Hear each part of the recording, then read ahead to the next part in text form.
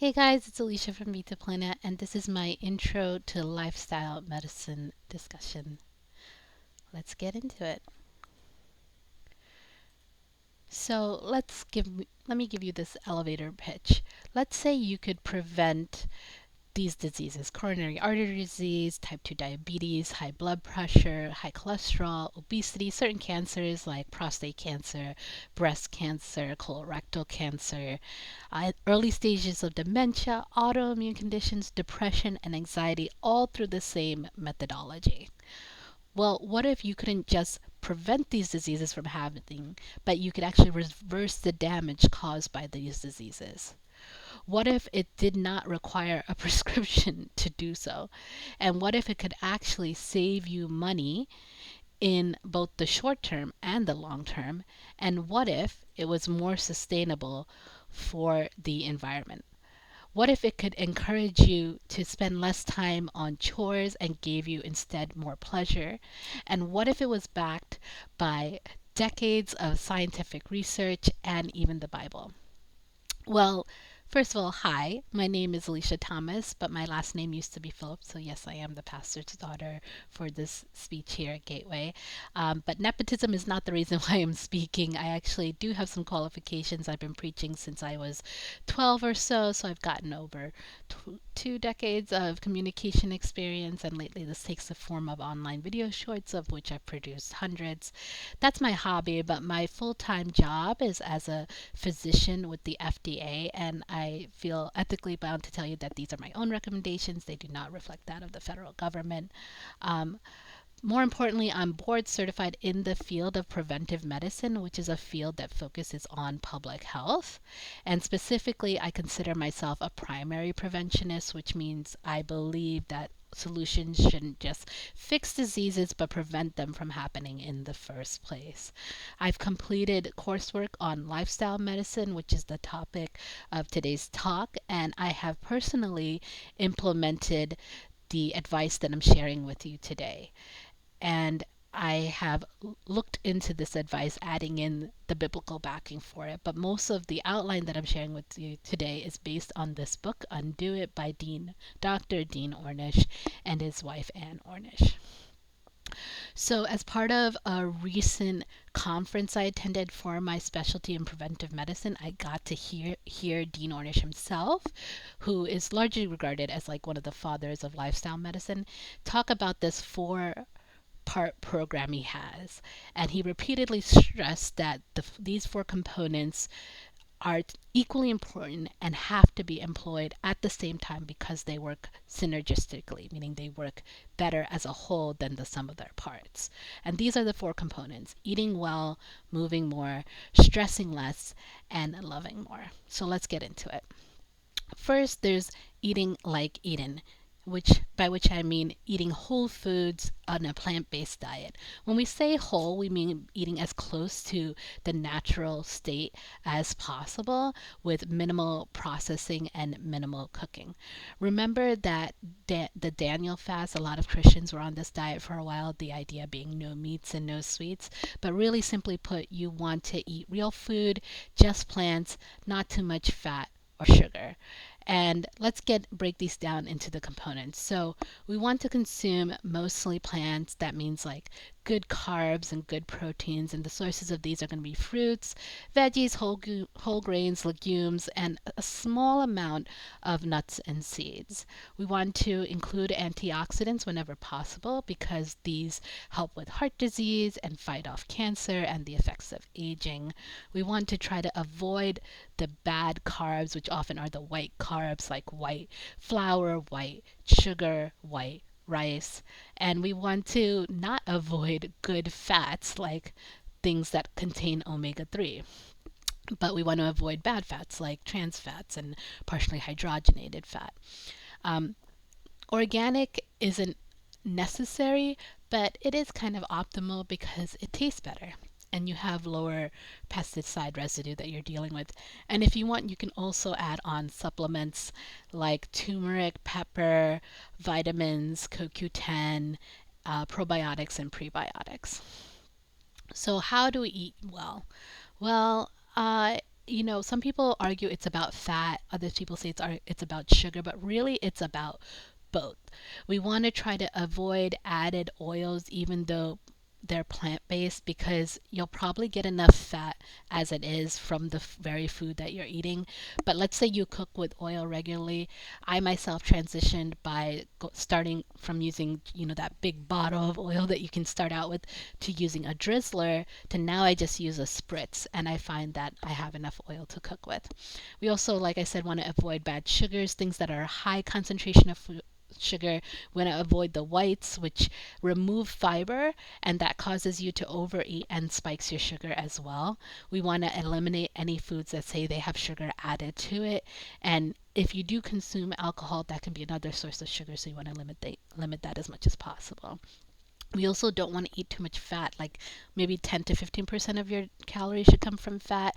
But this isn't really something that you need to track if you're on a plant based diet, because it's really hard to get too much fat if you're focusing on whole foods. Also, you can try cooking with non-stick cookware so that you are using less oil. And in general, I think it's easier to avoid bad fats and bad sugars by just eliminating it altogether rather than transitioning slowly. And your body will naturally adjust within a week or so. Well, some people argue that I can try the Mediterranean diet, and I would say it is a good diet, but because it still puts a high emphasis on animal protein, it's not the most evidence-based one that we have. Although it is a great source of omega-3, which is helpful. We want to try to avoid added sodium, which often means cooking for yourself. And the reason for this is because sodium is added to food when it's processed and put in the shelves for packaging. When you have a meal that comes from the store in the freezer aisle, it has a ton of sodium in it, which is bad for people who have heart disease, blood vessel disorders, and kidney issues. Also, restaurants are really guilty of adding a lot of sodium, so you want to keep that in mind when you're ordering from a restaurant as well. We want to eat more fiber, and again, this is something you don't have to track if you're getting a whole food plant-based diet, because it just occurs naturally. Now, something to think about is that if you eat in this way, you're actually eating in a way that's better for the environment, because you're removing the impact of meat industry that the carbon footprint caused by the meat industry, rather. And some people argue that removing meat from your diet actually has a greater impact than having an electric car. Also, it's more compassionate to animals. And if you remember in Eden, Adam's job was to take care of the animals. This was our first calling. This was our first biblical calling. And so eating in this way is in line with that calling. Finally, I want to talk a little bit about mindfulness. And this is how products you may have heard of, like Noom, this is what they focus on. How can you be mindful when you eat? Well, it's by asking these 4 questions. First, why do we eat? Now, you might not realize why you're eating, so you might need to keep a food diary. And when you keep that food diary, you might find out that you're stress eating, which everybody does at some point. But instead of stress eating, why don't you try exercising, or taking a deep breath, or better yet, taking a nap? That can be really helpful. Think about, when do you eat? Are you eating because it's my time to eat? Or are you eating because your tummy is telling you it's time to eat? There's something called the hunger fullness scale, and what we want to try to eat is when our hunger is in the 4 to 7 range. We don't want to be too hungry that we end up overeating, but we don't want to eat so much that we're stuffed either. Ideally, we want to live our life in that 4 to 7 range. And this can sometimes be a problem with people who practice intermittent fasting, so keep that in mind. We also want to think about where we eat. Like, for example, we end up eating 40% more when we're eating while watching TV than we would have otherwise. And actually, we also end up enjoying our food a lot less, which is much worse, especially if you're paying for expensive food. If you are eating out, then there are some things that you can do to help keep to this diet. You can ask the chef, what is the freshest thing that we can eat? And you can ask them to prepare it in a certain way, like eating steamed or baked or dry roasted or sauteed in vegetable stock.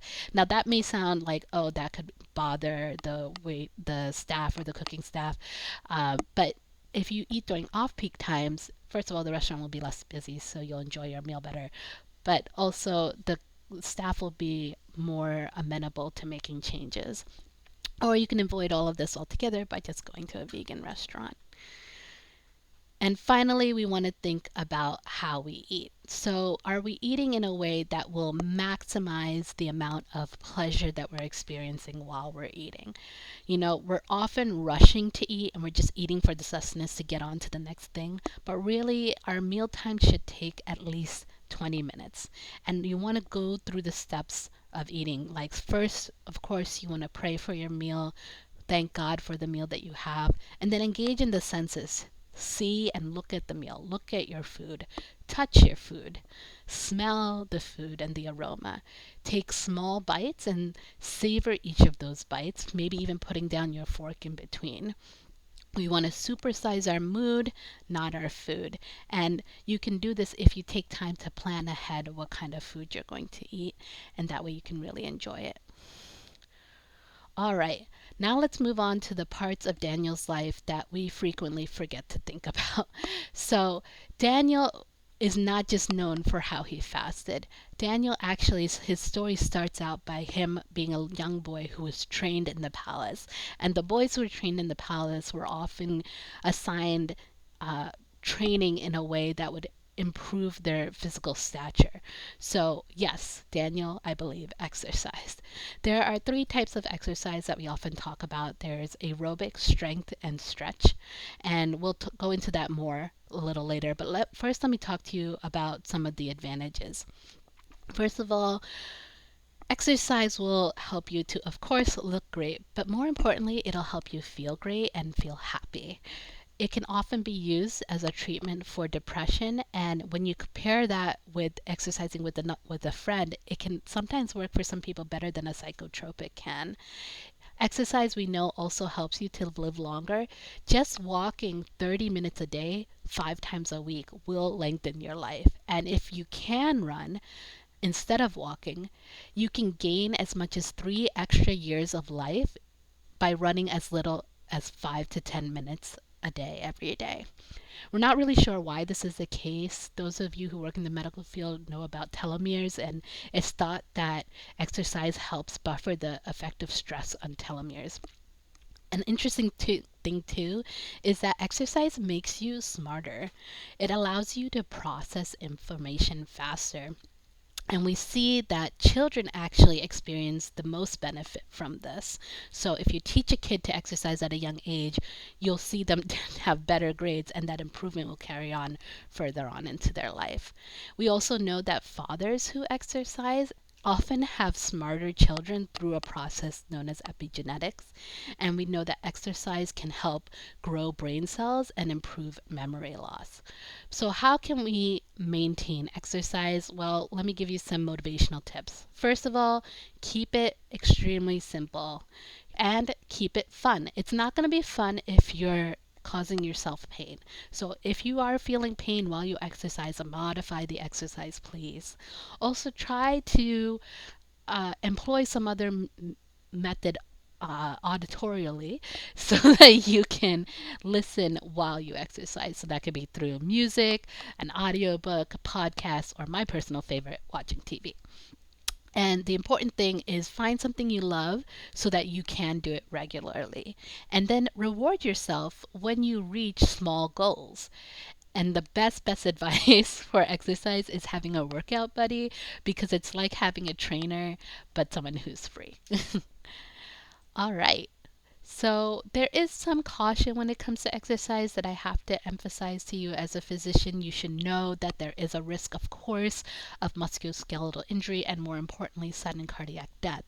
And things like high intensity exercise or HIIT may be too intense for those who have chronic diseases and are already pretty vulnerable. So you always want to consult with your doctor and use pain as your signal to modify. And you want to avoid the extremes as much as possible. Before you exercise, you want to do a warm up. After you exercise, you want to do a cool down. Don't skip on these things.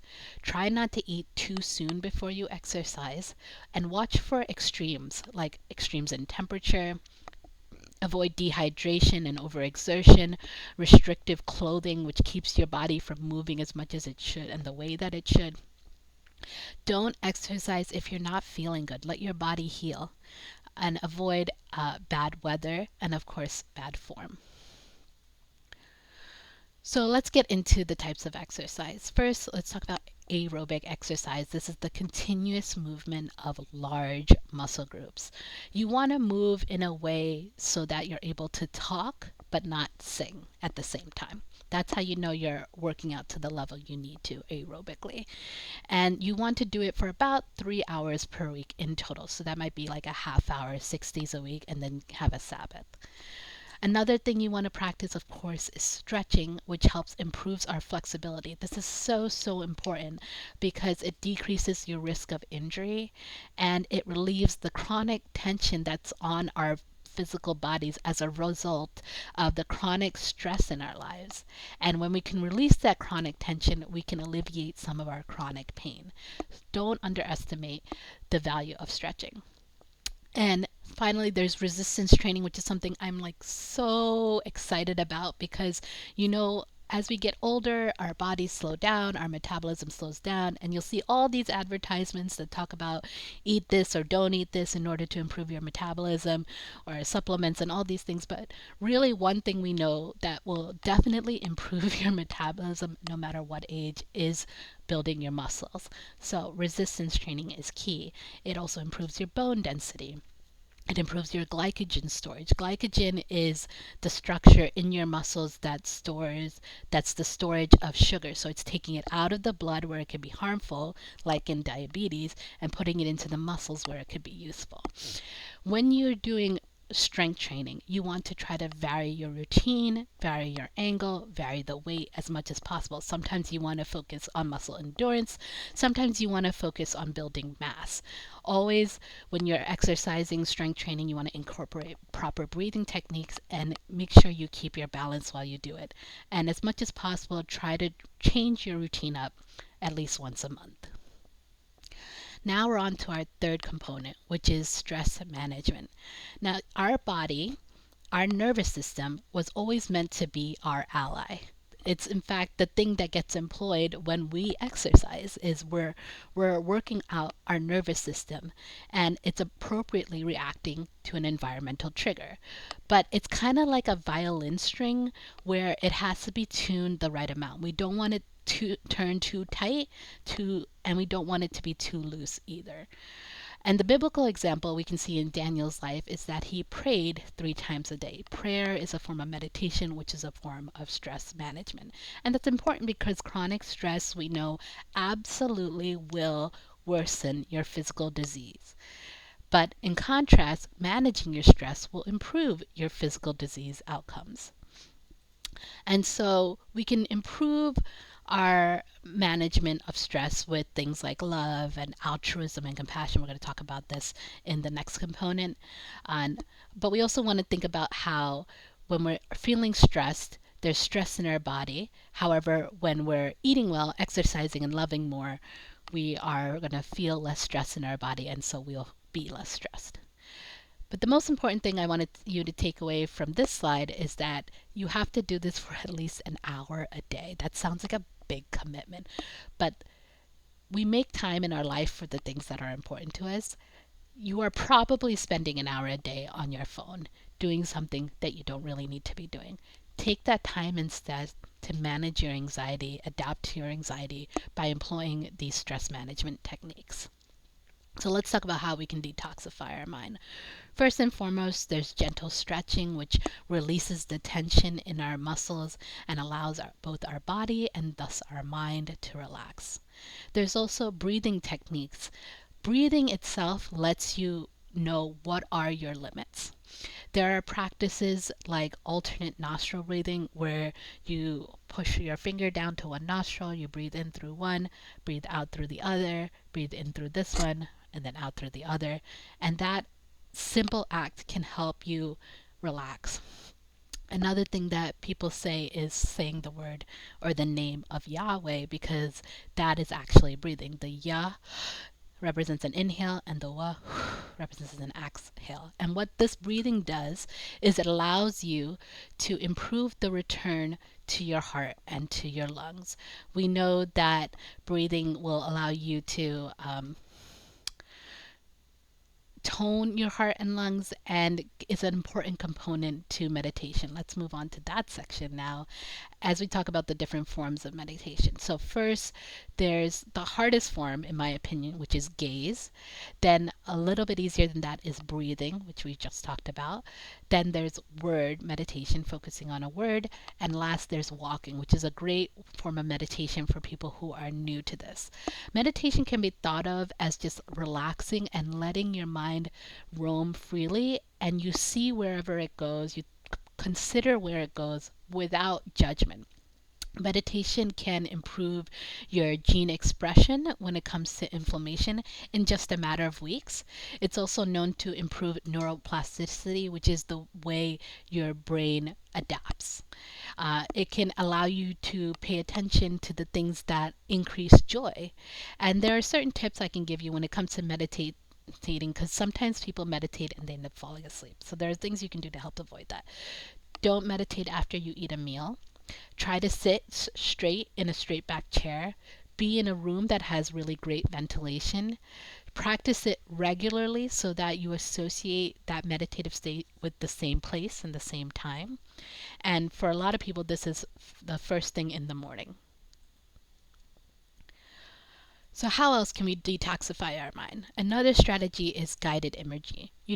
God gave us creativity. When we're creating, we are acting like the creator. We are acting like God, and he gave us that ability, and we express it through imagination. But some of us use our imagination negatively, and that's called worry. Worries are just us imagining the worst. But you know what? Instead, what we can do is we can imagine the best through the form of positive visualization. A lot of you who followed the Olympics this year may have remembered this guy who's often known as like the pommel horse guy. And you can see in this picture that he's actually visualizing himself performing that routine perfectly. Guided imagery can take two different forms. It can be direct or indirect. Direct guided imagery is about yourself. So it's specific and it's personal. So you can even imagine yourself, your blood pressure decreasing, or you can imagine the pain from your headache being released. Guided imagery can also be indirect, meaning external, and it's about focusing on things that make you calm. So, for example, closing your eyes and thinking of a babbling brook. Another practice is deep relaxation, which is very, very hard to achieve but can be done with practice. And when you do that, it can actually be more restorative than sleep. It's all about noticing the subtle body, which is your feelings, your intuition, your intelligence, your senses, and your energy. Now, even though deep relaxation can be better than sleep, I do want to stress to you that we do need sleep. Sleep deprivation is a public health epidemic, and it's something that we have to take seriously. We also can detoxify our minds in other ways, like sharing our feelings with others, which we'll talk about in the next component. Taking care of living things is a great way to meditate.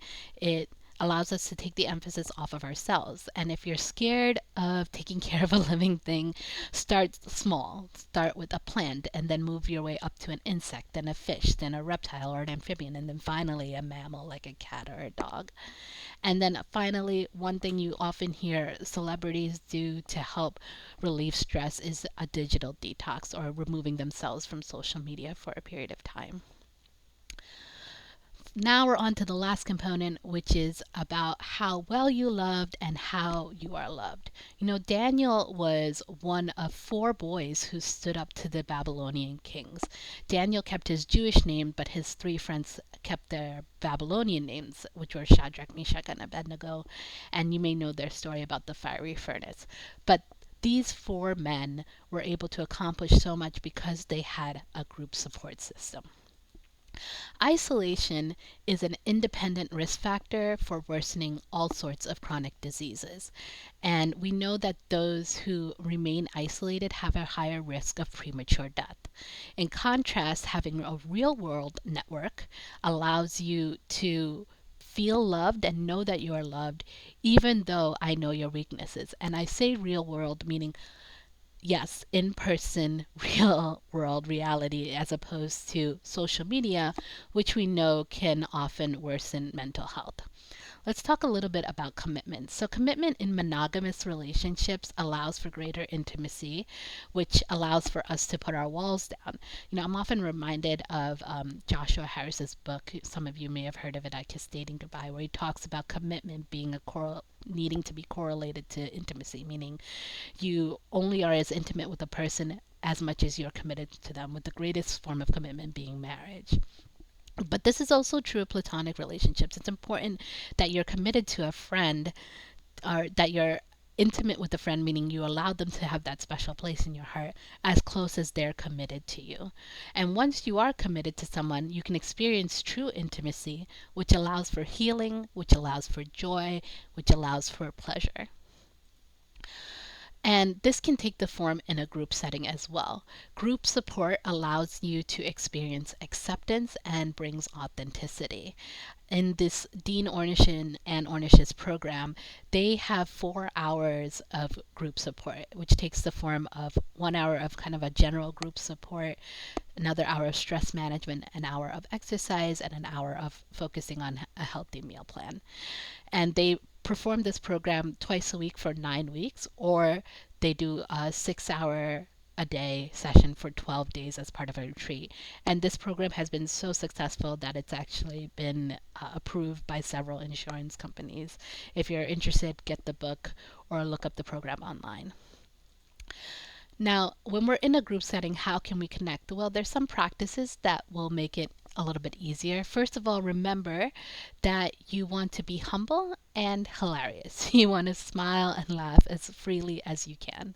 Express gratitude daily. Think about how you appreciate others, and before you go to sleep, try to name one new thing that you're grateful for. Forgive freely without regret, and apologize if you've done something to hurt somebody else in the group. And you want to give without expecting anything in return. This isn't really about mortality, it's just about supporting and serving others, which helps brings meaning to our life. Now, how can we communicate in a way that shows love?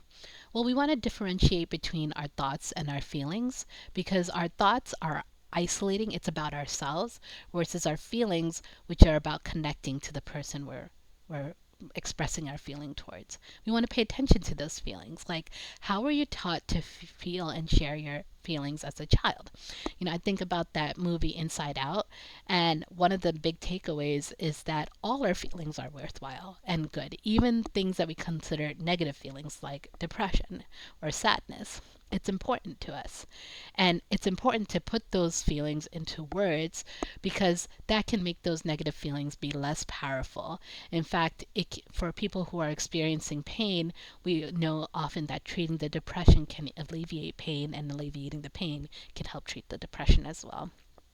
We want to be as authentic and genuine and real and honest when it comes to our feelings.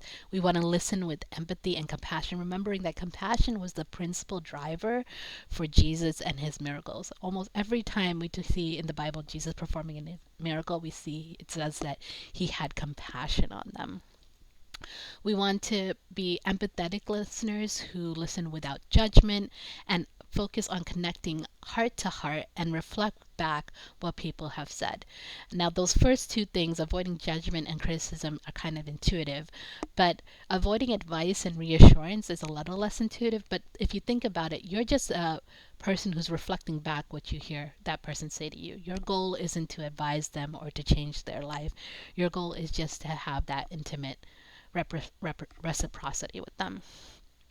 Respond back with your own feelings. Like, think about how their feelings are making you feel, and express that. And also recognize that there's probably a lot of things that you agree on. And of course, above all, keep things confidential, or there's never going to be true growth. So, in summary, We've learned about these four components that we hopefully I've shown you are equally important and should be applied together so that they can work synergistically. But you're only going to be able to apply these four components if you're able to answer the question, why do you want to live longer? I hope you enjoyed the show or this discussion, and feel free to reach out to me for any questions you may have. Thank you.